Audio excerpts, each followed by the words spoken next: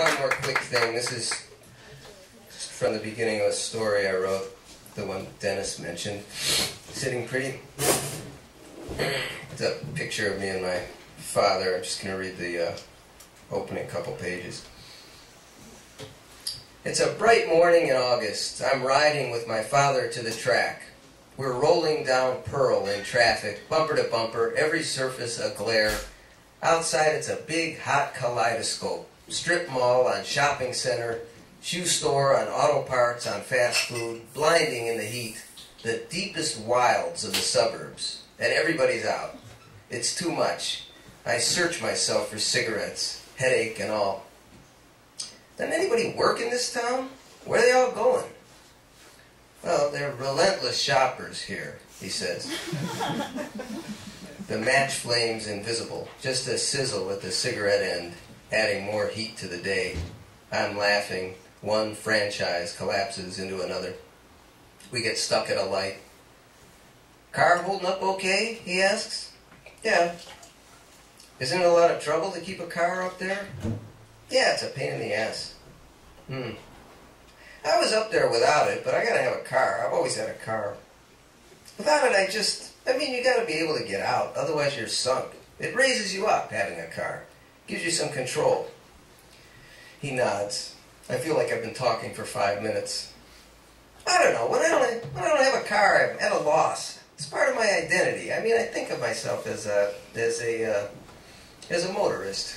Exactly. Another light. They've moved to Parma Heights, he and my mother. My Buick's back at their building, fresh from a 500-mile haul. With its busted grill and never-washed flanks, its no back seat and New York plates, it's an insult to the other cars in the lot. Yesterday I was sailing through traffic and a van roared up beside me. At a red light, the guy leaned over. Hey, we don't drive like that here. The word sounded strange to me. We and here. Now I'm hungover from a late night on the south side. I slept at Al's and got up early to catch my dad. His Impala is old too, but clean. The tidy black interior is everywhere hot to touch. I feel dishonest sitting in it, wondering if he can smell the alcohol off me. By the bank sign, it's 87 degrees at 12:13. You see your friends last night? Yeah, I was at the Lit. Bunch of people there.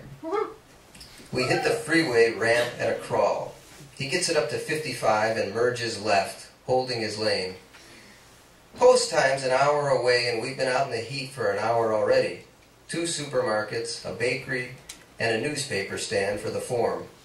His days are long and he's restless.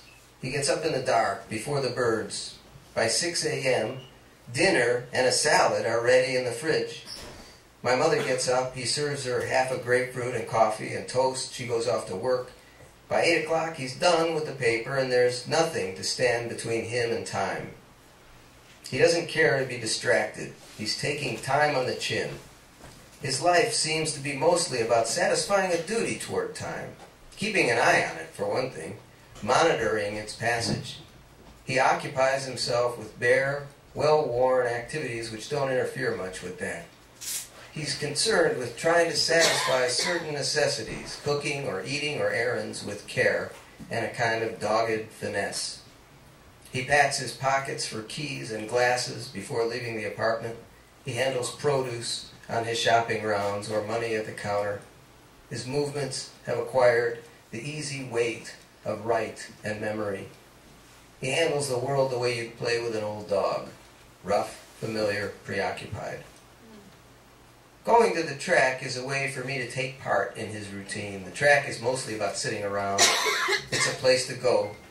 You find your bench and get to work dealing with time. You figure it down to fifths of seconds and then wait 25 minutes for the race to go off. For a student of time, like my father, it's perfect. Let me have one puff of that, Mike. I give him my cigarette. He takes a hit and hands it back. I take a last burnt drag and flick it into the hot wind door. Thank you.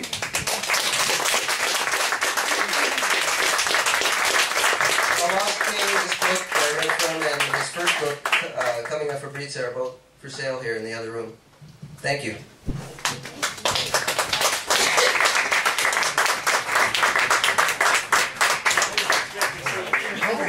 I'm old.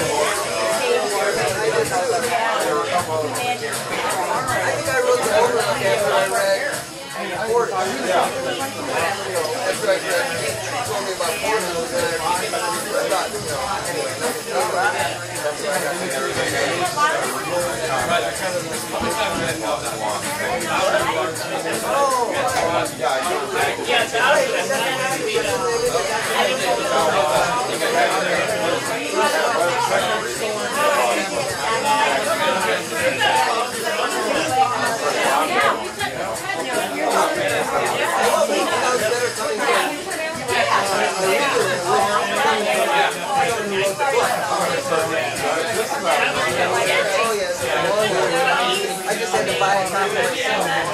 He's actually pretty nice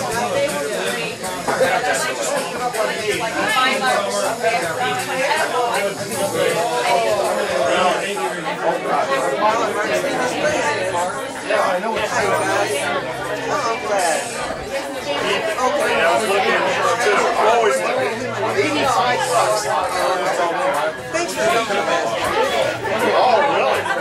Nice. I'll talk to you next time. I'll see you next time. Yeah. That's amazing. Yeah, I bought it. Yeah. When you can walk in? When you can walk in over there? Yeah, this one. Because now he's,